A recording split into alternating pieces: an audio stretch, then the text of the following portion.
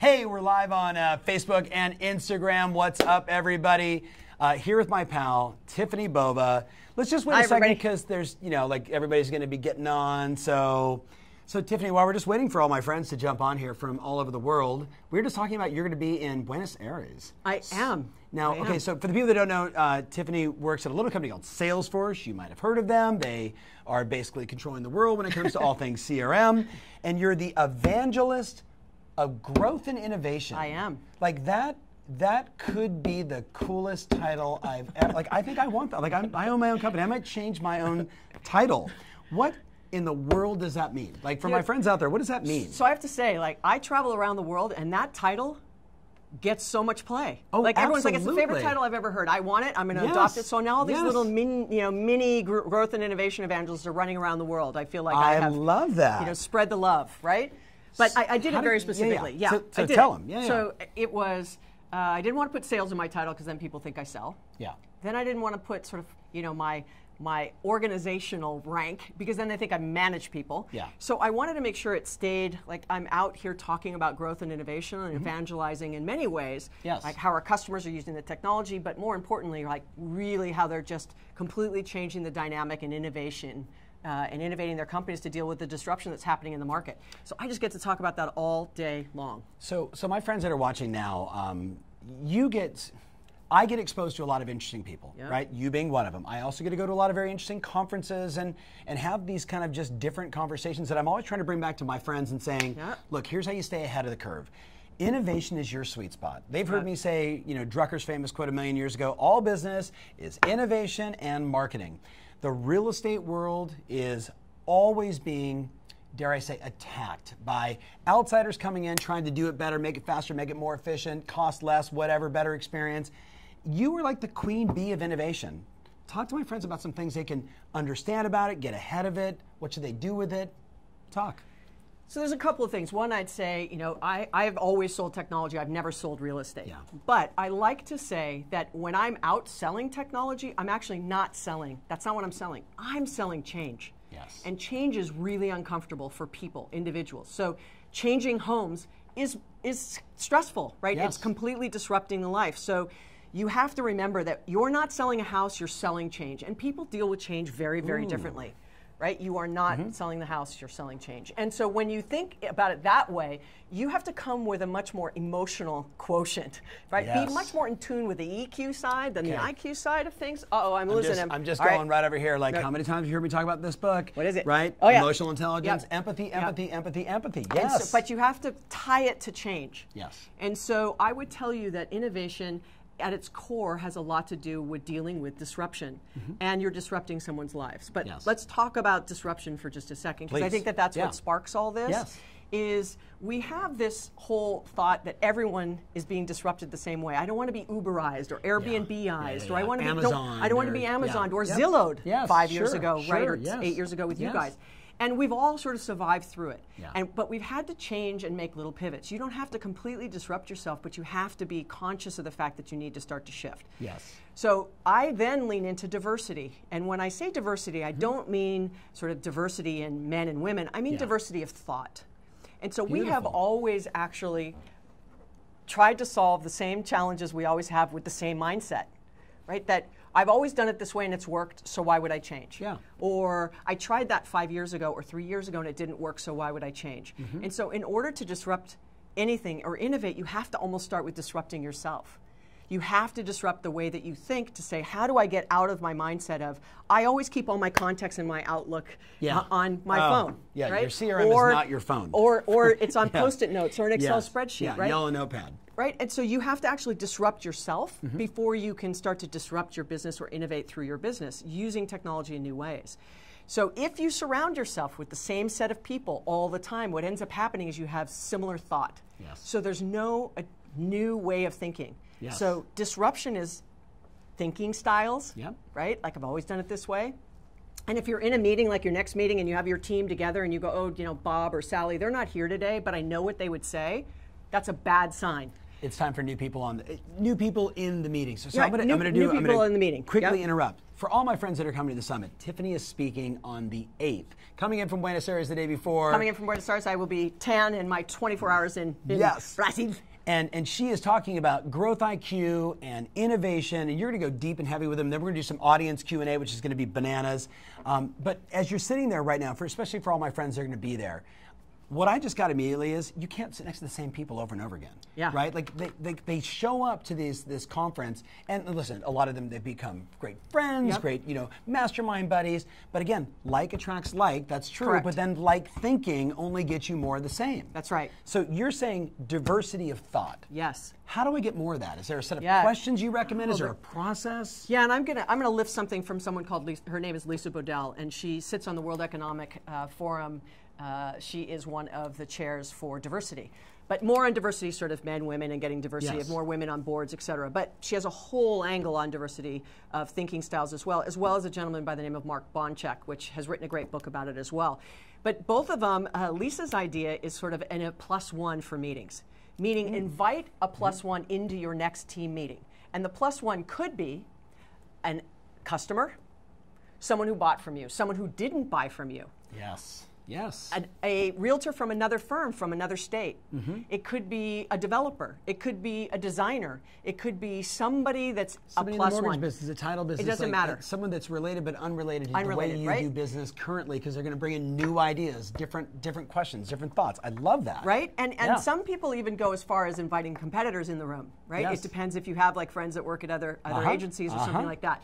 And so that's all a very you're trying unconventional strategy for a lot of them right now. They're like, bringing in competition. We got giggles over here in the corner. Like, yes, that can scare some people. But if you're willing to go down this path, you have to start with disrupting yourself, and being uncomfortable is the only way it's going to happen. Yes. Like if you really want to innovate and truly innovate, whether it's in your business, the technology you use, the way you sell, the way you market, the way you hire, the way you communicate with customers, it's all about change, which means you have to start. And if everyone's like me, it's like, January 1st, I'm going to go to the gym. Like, new year, it's my new New me. Year, new me, Yes. New Year's resolution, right? And by January 10th, I'm like, the gym? How do you spell that? What's the directions? Don't know where it is, right? Yes. And so change is hard as individuals. So imagine if you're running a team, right? You're the broker, and you've got a team of a dozen people or a half a dozen people, or you're an agent and you have a team. You not only have to disrupt yourself, you have to get them to come along for the ride, right? Yes. And so being a leader through change and innovation is a very different skill set than leading them to what's the metric, how many people did you call, how many doors did you open today, how many meetings did you have, how many showings did you do, how many, the same old metrics won't get you there. And so like maybe a little less quantifiable, a little more, qualitative versus quantitative, like getting into their heart a little bit more. Sure, empathy. It might be something like, what's customer satisfaction scores? Are we going up? Have we gotten new clients today? Yes. Like, how many of our existing clients that we've had that bought from us 3 years ago are we talking to today? Yes. Like, really shifting up the metrics. Yes. Right. Otherwise, everyone, salespeople, and I call myself a recovering seller, right? We manage to the metric. Yes. Like, if my boss tells me call 10 people, what do? I call 10 people. No, they call 8. Well, they call 10, right? But I would say, is it the right 10 to call? Exactly. And the only way you're going to know if it's the right 10 to call, right, is if you start to change the things you use to tell you who to call. Okay, so a lot of them are, they're from around the world. They've been in my ecosystem for a long time. We get to connect in many different ways. A lot of them are going to be at the summit together, and a lot of what we talk about there is like the subtle adjustments that cause you to differentiate yourself, right? And that's that same change, right? So a friend of mine says, change creates doubt, doubt creates fear, fear creates paralysis, paralysis means you do nothing. So with someone like yourself has such tremendous exposure, like Seth Godin, like the people that like are writing about you that have read your book, like I was just super impressed by just all the insane exposure you have. I don't want them to make 7,000 changes at once and do nothing. Right? What advice do you have for the person that maybe is not going to be there and they're like, okay, well, she's the rock star. What do I need to do? What advice around maybe small tweaks or big tweaks, but hopefully not like change 37 things at once? Absolutely. And I totally don't agree with changing 37 things at once. I believe that you need to lean into whatever change you're going to make. Yes. So pick something. Yes. Pick something. And it may even be the way you run a meeting. Yes. What time you start a meeting. Yes. Who's in your meeting. Like just start there. right? Yes. And then maybe it's, well, we used to drop on Tuesdays, let's do it on Thursdays. Yeah. We used to do this on Saturdays, like let's do it on Mondays. Yep. So just small little adjustments, but then you actually have to watch that adjustment and say, did it work? Track and measure against but it. But you can't go, I tried it once, it didn't work, we kill it. Yeah, no. Right? You all know better. You know that's a no-no. So you have to just pick a couple things. Yes. And I would solicit it from the team. So let's go back to what I was just saying. If you're if you're really going to push for change and try to innovate and disrupt yourself, you need to get the team involved. Yes. So you need to ask them, what do they think that you should change? It's like a master class in undercover boss, I like to say.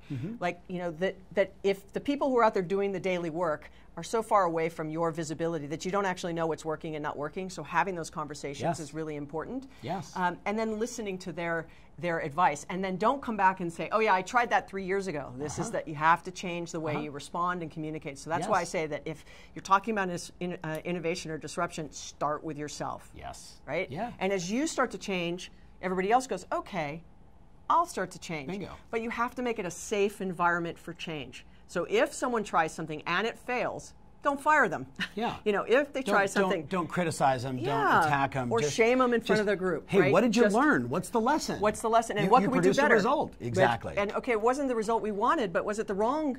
Did we put the wrong metrics on? Is what you got what we should have expected? Was the script right? Was the mailing piece right? Was your approach right? There's just so many. We talk about this culture of like ABT, always be testing, right? And you can't do it once. You got to do it multiple times, track and measure. Yeah, you want to be careful of how much you test, right? Because you could have 100 things.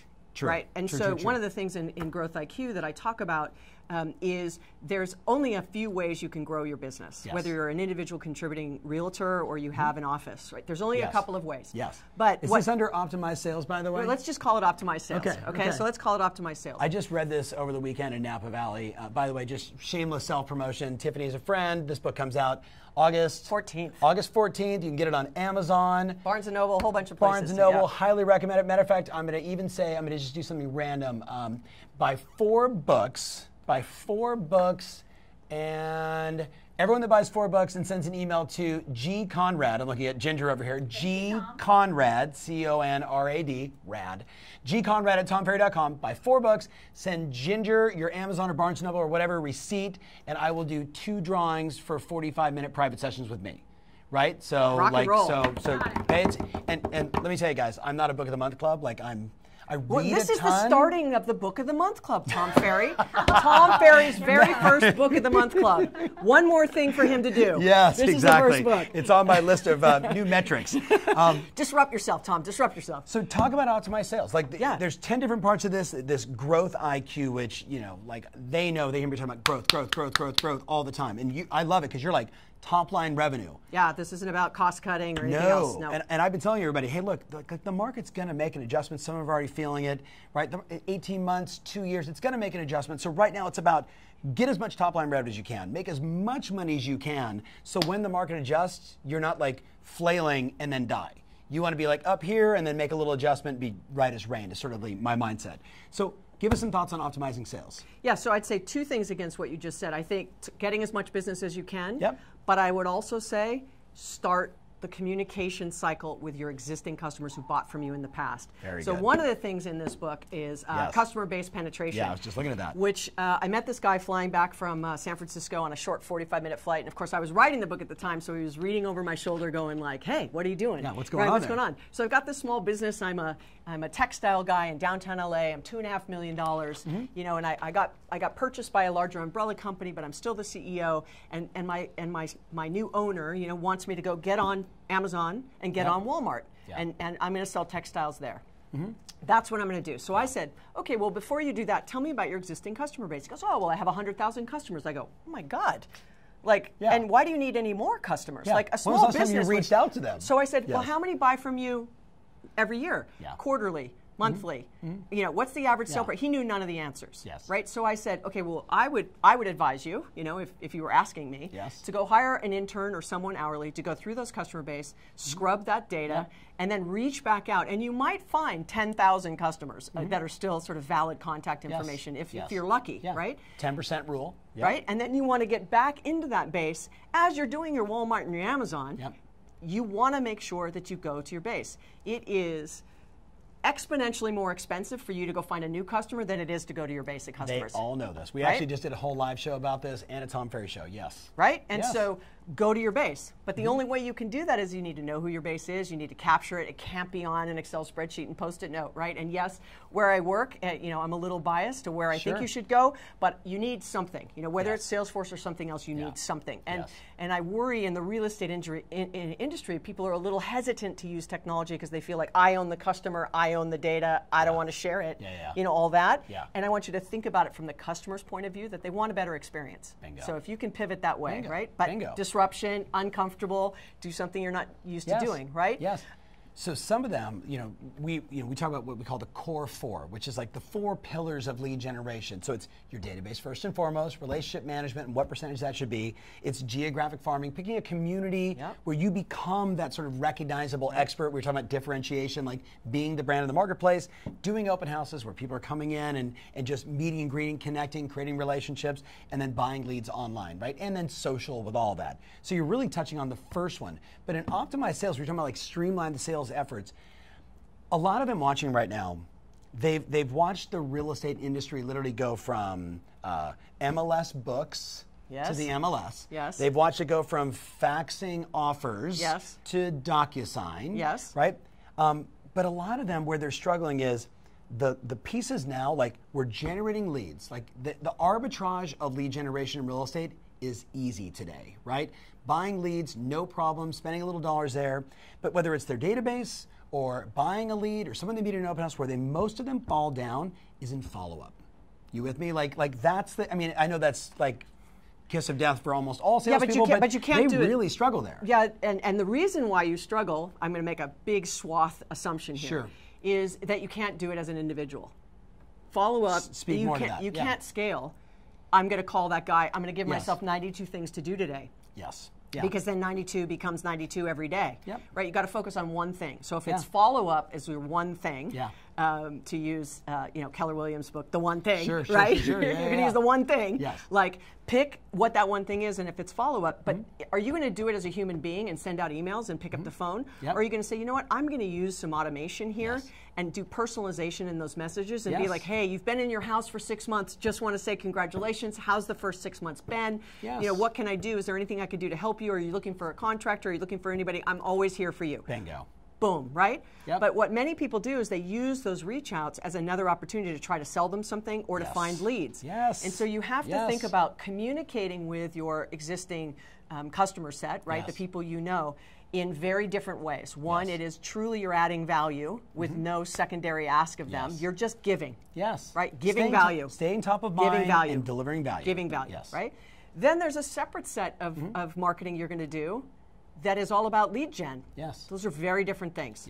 Right? And so people tend to mix the two. They mix the metaphor. So I'll get an email from someone and it's like, I'm adding all this value, and then, oh yeah, buy something from me. It's like, then I unsubscribe. Right? And so if you're going to add value to me, then I know when I get an email from Tom Ferry, it's totally full of value. He's not trying to sell me something, right? He's educating me. He's educating me. Keeping me informed. Whatever it might be. At the summit, Jason Pantana, who runs an event we do called Marketing Edge, is going to do an entire breakout session just on here is the intelligent drip strategy, right? What you should be saying, what you should be sending, and it's like looking at everything he's basically going to be sharing. There's maybe an ask, I don't know, every 6 or 7 time. And it's not like, it's like, hey, do you have any more? Do you have any questions about this? That's an ask. Who do you know that might be interested in buying and selling? That's another ask. But most of it is just deliver value, and we keep saying, and stay top of mind, right? Because it's a noisy space that they're in. And so let's go back to, so somebody bought from me, and I'm a realtor, let's say. And during the time that we're together, they're saying a lot of things. How do you capture it? Where do you capture it? Well, they might have said something about, at some point I want to, let's get settled. In a couple months I want to build a den. And so you make a little note for yourself. In a couple of months, let's send something out for a den. In Outlook on a yellow sticky. Right. But if you had done it the other way, right? You'd be like, hey, I'm just checking in. Have you mentioned the fact that you want. Now, what did you just tell them? You listened to them, you captured it, you're using it in a way that, what does it do? Differentiates you from the guy that's leaving a little flyer on your door saying, hey, buy from me, right? Or use me as your realtor. Just listed, just sold. Just listed, just sold, which I find super valuable. But if I were going to look for a realtor, that wouldn't be the reason I looked for a realtor because they put something on my front door. But that's me. That's me. Yeah. Okay, so we got to be mindful of time. Okay. There's like 10 different. We could go okay, on for hours. I know. Well, you have an hour at the summit. I do. So if you're not signed up for the summit, hello, it's time. It's time. Do we have tickets still? Like, can they still buy a ticket? Like, I know we're close. A few. So, go to tomferry.com/summit, events, Google me, right? And what's my offer again? Buy 4 books. Email Ginger. Ginger's like, thanks, because I have nothing else to do on my 92 list of things to do. gconrad at tomferry.com. Buy 4 books. I'm going to do 2 drawings, 45-minute session with me, and I might even convince Tiffani to participate in one of them at the summit, right? So maybe just behind the scenes. All in. We'll grab one of the winners and we'll just drill them together. All in. So check that out, Amazon.com, Barnes & Noble. My team's like, oh man, that was really because I did it live. Like, what else is she gonna say? No. No, of course I will. No question. I like, anytime I can help somebody like be better in their business and grow their business, I'm in. Hey, that sounds like an evangelist of growth and innovation. Yep. All right, so any closing thoughts for our friends out there? You're obviously delivering a ton of value, giving us good stuff to think about. I love the innovate yourself first. You said diversity of thinking. I love that. You're not selling a house, you're selling change. I love that. God, I love that. I can't wait to have you at the summit. Yeah, so I'm going to copyright that because I'm stealing it already. Hashtag Tom Ferry owns that. All right, so I'll sell it to you on Twitter. Okay. All right, so closing thoughts for our friends out there before we see you in August? I look forward to coming to the summit. I know Tom and I have been trying to get me there for a couple of years now, so I'm super excited to get in front of the realtors. Finally. And anything that I can do, you can follow me on @Tiffani_Bova, and it's Tiffani with an I at the end. Yes. And I'm active on talking about all things sales, marketing, growth, and innovation. Your Twitter handle is awesome. Like, I'm trying to limit my Twitter down to like the people that really matter, and like you and Seth and others that like really inspire me. And your Twitter stuff is on point. Because if you're into sales and marketing, if you're into growth, like which we all are, Tiffani_Bova. You got it. Got it. Okay, cool. All right, so hey guys, thank you so much. Get back to work, call somebody, serve somebody, help somebody. Add value. Sell a house. Sell change. Sell change. All right, guys, see you in August. All right, bye everybody. Hey, thank you so much for watching. I want to personally invite you to join myself and 6,000 other growth mindset rockstar real estate professionals at this year's Success Summit. Click the link below and check it out.